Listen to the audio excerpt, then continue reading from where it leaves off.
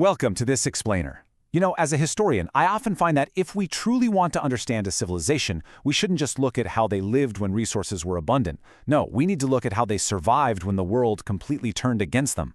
Today, we're stepping back in time to witness the incredible, frankly scientifically advanced survival strategies of indigenous North American and Inuit peoples during the brutal winters of the past. So let's dive into this haunting question. I want you to imagine for a second that you are standing on the open plains, or maybe the frozen tundra, during the Little Ice Age. We're talking roughly the 1300s to the 1850s. There's no central heating, there are no synthetic fabrics, no grocery stores down the street. There is literally nothing but howling sub-zero winds, massive snowdrifts, and months of perpetual darkness or biting frost. How did families keep their children warm? How did they stave off starvation when the rivers froze solid and the earth turned as hard as iron? For a long time, modern narratives have kind of painted this bleak picture of early peoples just hunkering down, suffering through the winter, and passively waiting for spring to arrive. But the historical and archaeological reality, it tells a profoundly different story.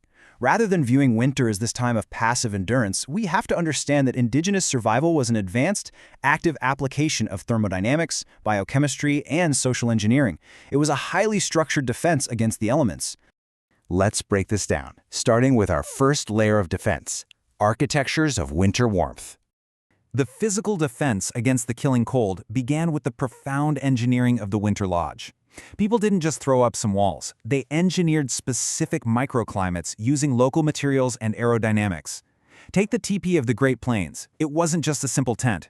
It was a tilted cone featuring an inner liner that created a convective draft channel. This brilliantly pulled cold air up and out the smoke flaps while keeping the living space warm. Over in the northeastern woodlands, the Haudenosaunee built massive longhouses out of thick bark, relying on the sheer thermal mass of dozens of people and a central fire aisle to pool that heat. Meanwhile, the wigwam utilized the forest itself, caulking bent saplings with moss and mud, and actually using the winter snowpack as an external insulating blanket. And inside these structures, the management of heat was absolutely meticulous.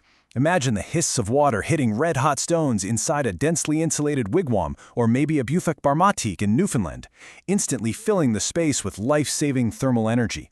They'd place these hot stones in central pits so they would slowly radiate heat long after the flames died down. This gave them steady, safe warmth for sleeping. And the steam? Well, the steam protected their lungs and skin from that dangerous, cracking dryness of the winter air. Now, if we travel further north into the Arctic, the engineering had to adapt to a complete lack of timber. Enter the quillic. This was a shallow, carved stone lamp. Tending this lamp was a highly respected art, usually the responsibility of women in the community. And it was quite literally the singular heartbeat that kept families alive in the perpetual darkness of the Arctic. They would meticulously crush seal blubber to extract the oil and line the edge with a wick of moss or Arctic cotton. But here is the truly brilliant part. This lamp didn't just warm the people inside. Its precise thermodynamics actively fortified the igloo's walls against those crushing Arctic winds. As the quillic burned, it gently melted just the innermost layer of the snow blocks. Then, when the lamp was extinguished for sleep, that moisture instantly froze. It created this load-bearing, wind-proof glaze of solid ice. They literally used the heat of their fire to turn snow into a structurally sound, impenetrable dome. Let's shift gears now to our second section, engineering the insulated body. Because of course, eventually you have to leave that shelter to hunt, or check trap lines, or gather wood. And when you do, your clothing has to become a wearable house. It's the most intimate physical layer of defense. The Inuit and other northern tribes didn't just throw on a heavy coat. They designed a multi-stage thermal envelope that modern synthetic materials honestly still struggle to replicate today. You had an inner layer, an insulating middle layer of thick fur, and a crucial outer shell, usually waterproof sealskin, to completely block out the lethal wind and moisture. The real secret weapon here, though, was biology, specifically the biology of the caribou. By placing caribou hides with the fur facing directly inward against human skin, they utilized the hollow fibers of the caribou hair. These fibers trap millions of microscopic air pockets, so they wick away sweat while trapping body heat. This is absolutely crucial, because if you sweat in the deep cold and your clothes trap that dampness, it will freeze and that will kill you.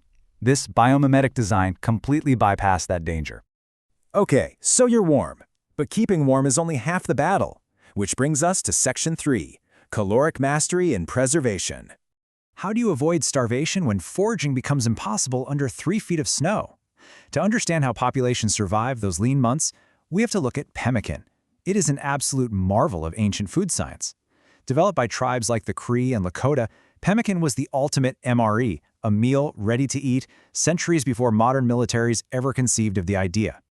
The rich smell of rendered tallow really was the scent of survival. This wasn't just mixing food together, it was a precise biochemical process. Dehydrate the meat until brittle, grind it up, mix in vitamin-rich berries, and completely seal the whole thing in liquid animal fat. This eliminated water activity and blocked oxygen, which effectively stopped bacterial growth in its tracks. They created a portable, calorie-dense brick yielding up to 3,000 calories per pound that could last for years without refrigeration, and even prevented scurvy thanks to the berries.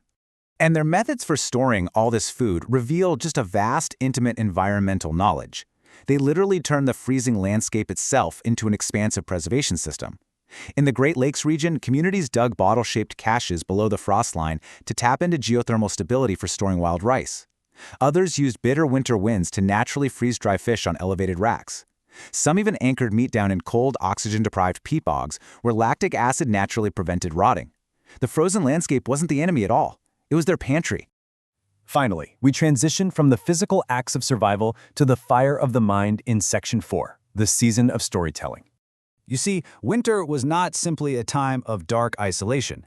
It was actually the essential period for intellectual organization, recording histories, and passing down vital knowledge. Among the Anishinaabe, Dene, and many others, there's this practice of arizokuin, the sharing of sacred creation stories. And these stories were strictly reserved for the winter, a time when the natural world was asleep under a blanket of snow. It makes total sense when you think about it. These seasonal constraints actively shaped their institutions.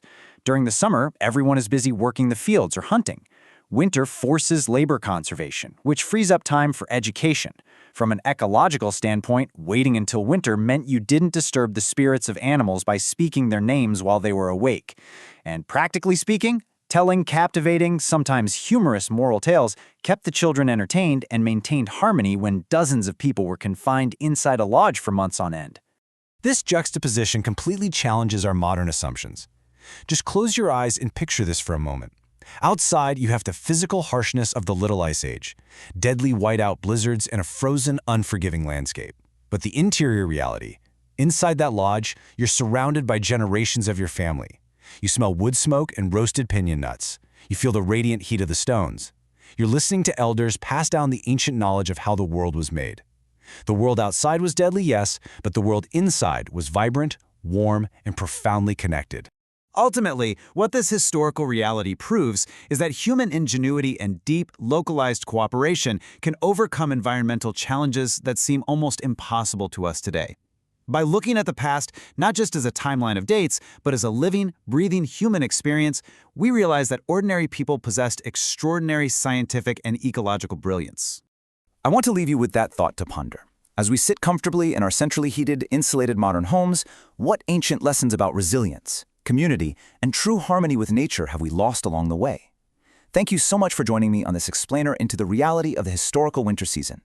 Next time you look out a window at the falling snow, I hope you remember the profound architecture, biology, and society that allowed humanity not just to survive the deep cold, but to build rich, vibrant worlds right in the middle of it.